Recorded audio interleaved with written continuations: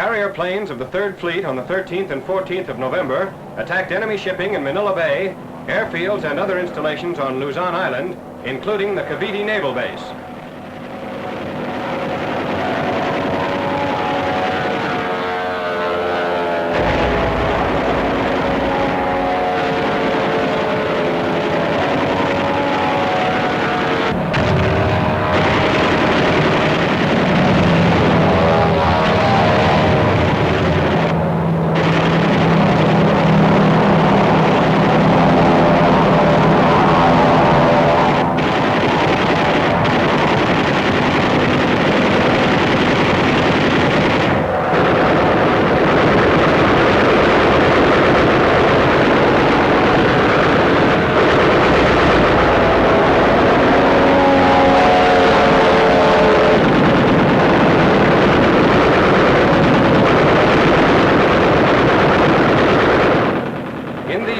Two enemy destroyers exploded, 1 light cruiser was damaged, 30 large and medium cargo vessels and tankers sunk or damaged, 170 planes strafed on the ground, 25 airborne enemy planes shot down, and 40 damaged.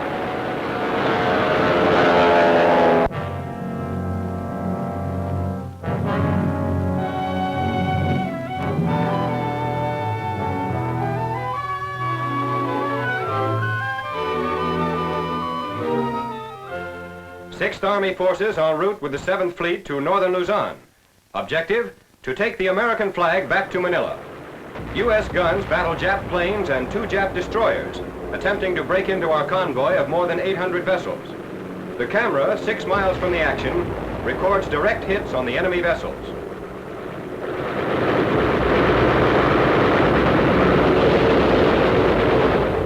Enemy air attacks off Lingayen Gulf. Lost to the enemy, 79 planes.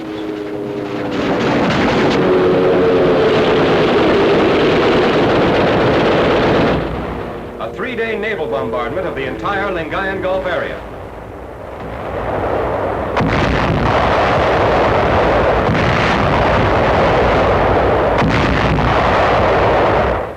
On S Day, 9th January, a 2-hour bombardment is concentrated on Lingayen Gulf's southern coast.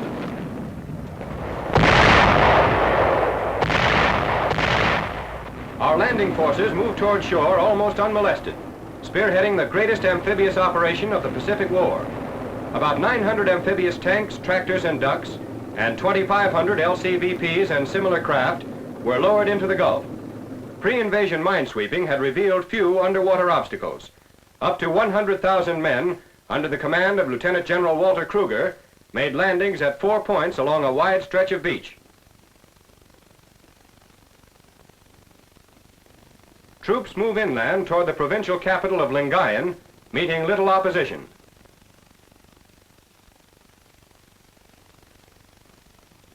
Beachhead areas were left virtually deserted by Filipino residents, in compliance with our pre-invasion leaflets. Returning to their liberated home, they offer information on Jap dispositions. S-Day victims at the Naval Evacuation Hospital. Captured Japanese-built Lingayen airstrip with its runway of 4,000 feet. Engineers extend the bomb-cratered strip, aided by Filipino laborers, some of whom ask only clothing for payment. The original strip consisted of sod-covered sand. The field received our planes 1 week after its seizure. Filipinos also aid engineers in repairing bridges demolished by retreating Jap forces. This span is on one of Luzon's main highways. Roads leading from the beaches were left in good condition. A Filipino guerrilla aids our push inland. Elements of the 37th Division, 14th Corps, move up amphibious vehicles for a drive across water approaches to the city of Dagupan, small inland port on the Dagupan River.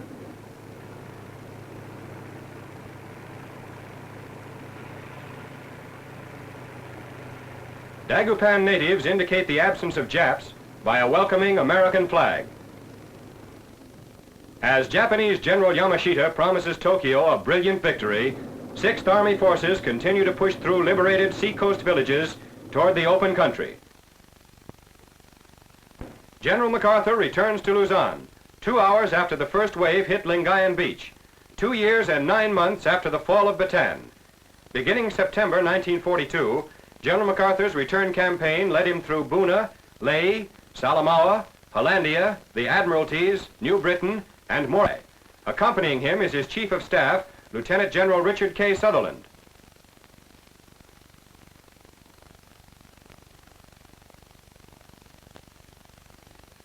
On the eastern flank of the American penetration, infantry units pushed toward Damortis in the northern sector of the Gulf. Dead Jap in Damortis, 1945. Jap monument symbolizing victory in death, erected in Damortis, 1941. Resistance intensifies on the eastern flank.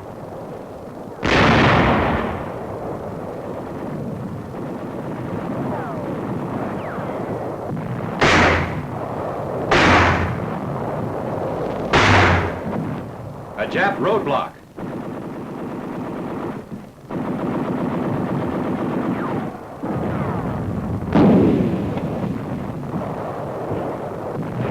Filipino guerrillas are supplied with grenades and instructed in their use. There are an estimated 2 million native guerrillas in the Philippines. S+4, a 50-mile area has been secured to the north, east, and south of Lingayen Gulf.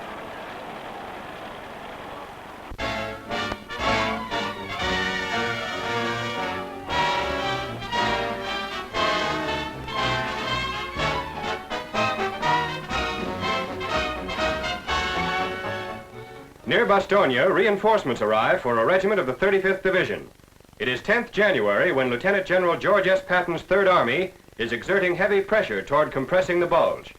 There is no time for gradual battle hardening in a quiet sector. The officer addressing them explains the regiment's motto, "All hell can't stop us." He tells them the regiment has never given ground and makes no effort to minimize the harshness of the winter campaign and the dangers facing these men.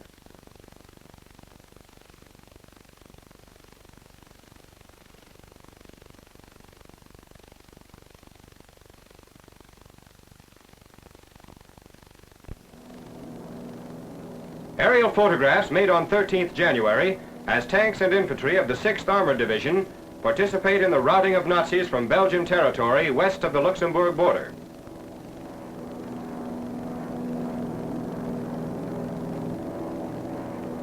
By 25th January, the 6th Armored is to reach a point 2 miles from the German frontier and 13 miles east of Uffalese.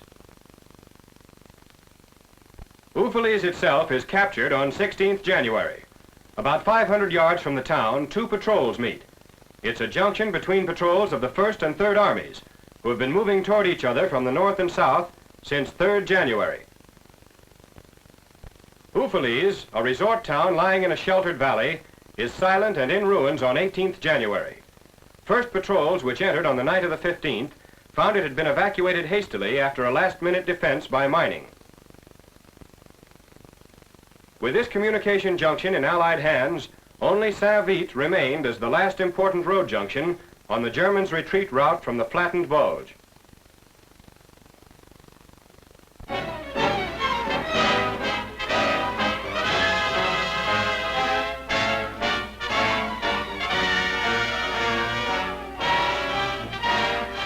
On the 7th Army front, during the first week in January, our lines are pulled back from advanced positions in the Wissembourg Gap.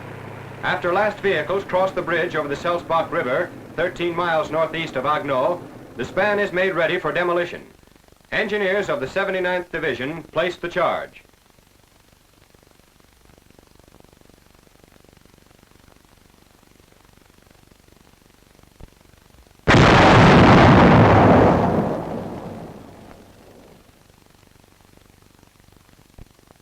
At Lauterbach, also on the northern edge of the Alsace Plain, men of an engineer combat battalion apply 100 pounds of TNT to a captured blockhouse. This is on 9th January, with the Germans attacking at many points north and south of Strasbourg.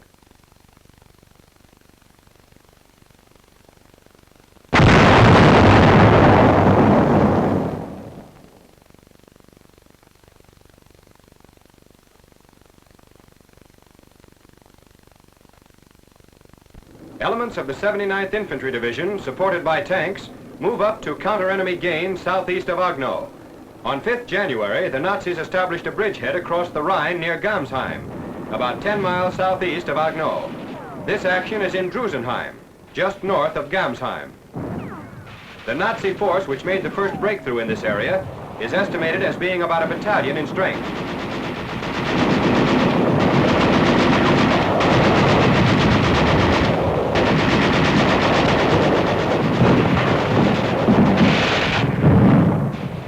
Infantry troops dash for cover, while tanks start to drive the foe from defensive positions at the far end of a bridge leading to the next town.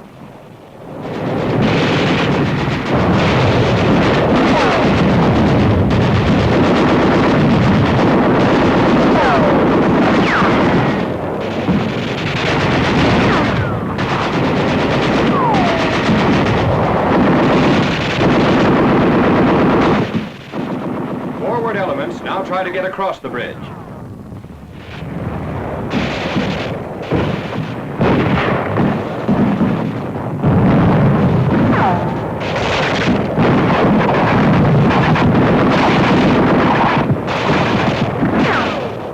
Other troops follow up the initial crossing.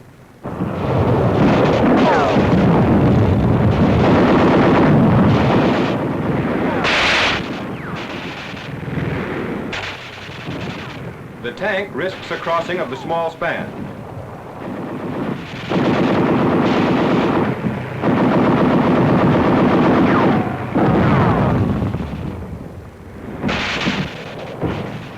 Additional troops press forward, and heavy but indecisive fighting continues.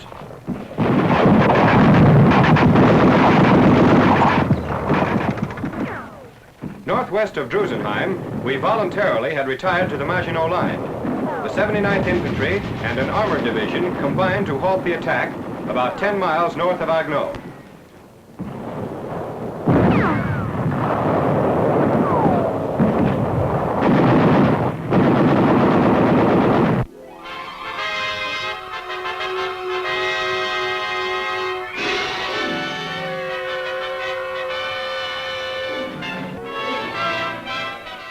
Reconnaissance photographs of the oil refinery near Merkwiller, 25 miles north of Strasbourg.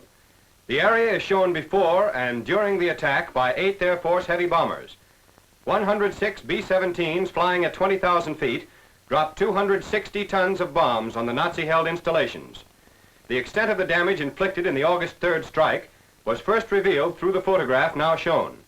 By the end of November, Merkwiller was captured, and in December, Air Corps cameramen made the following record of the bomb damage. Nearly every building was damaged or destroyed, and airmen report that fires were seen burning 20 hours after the attack. Lost to the Germans was the source for an annual yield of 5,000 tons of lubricants. The total tankage capacity for oil stores was 80,000 tons. The refinery's rail lines were also knocked out. The Merkwiller plant was the only oil refinery of significant size on French soil. It had a crude intake capacity of 12,000 tons a month and utilized the output of local oil fields. The crude stock, the lubricating oil, and the refinery had acid and clay treating and dewaxing facilities, as well as a cracking coil to augment the naturally low yield of gasoline. Aerial views of the bombed-out refinery and surrounding countryside. In the past 6 months, key railroads in Western Germany and other vital oil centers have been targets for persistent attacks by our heavy bombers. Latest figures on air operations reveal that Allied planes operating from bases in Western Europe and the Mediterranean flew approximately 27,000 strategic and tactical sorties and dropped nearly 21,000 tons of bombs on enemy targets in the brief period 16 to 23rd January.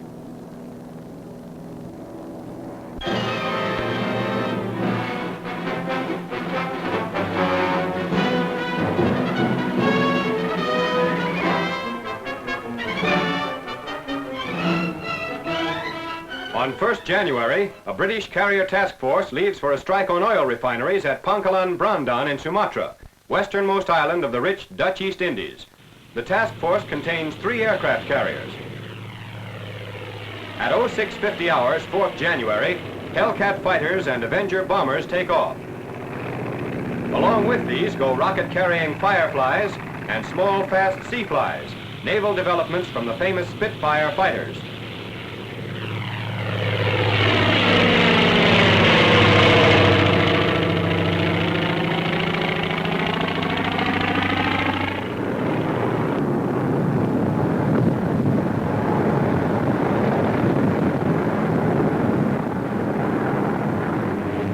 The target sighted. The refinery powerhouse and other important plants receive direct hits, as do oil tanks and administration buildings. During the bombing, Jap planes strafe and dive bomb ships of the carrier force.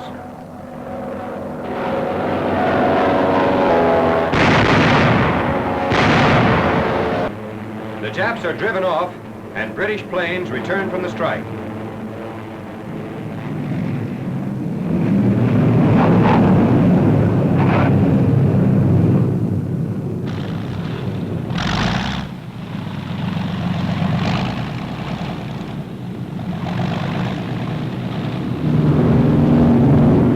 Several planes make crash landings.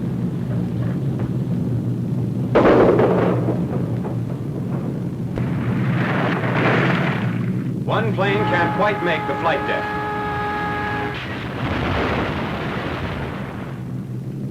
The task force reports no planes lost through enemy action and no casualties.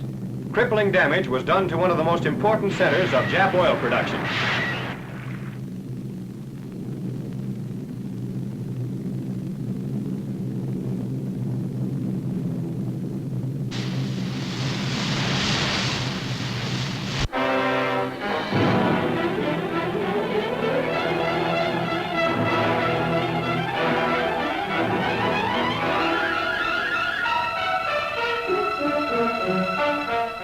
East of Sumatra, on the other end of the Netherland Indies, on 29th December, 12 B-25s of the 38th Bomb Squadron, 5th Army Air Force, bomb and strafe Jap supplies and dispersal areas near Sidati Airstrip on the island of Celebes.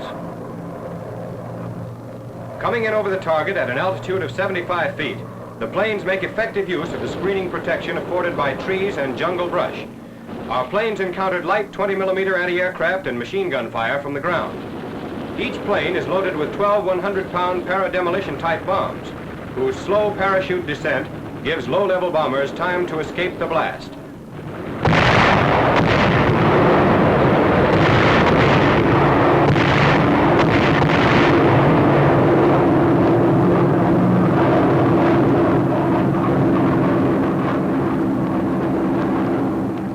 All planes returned safely.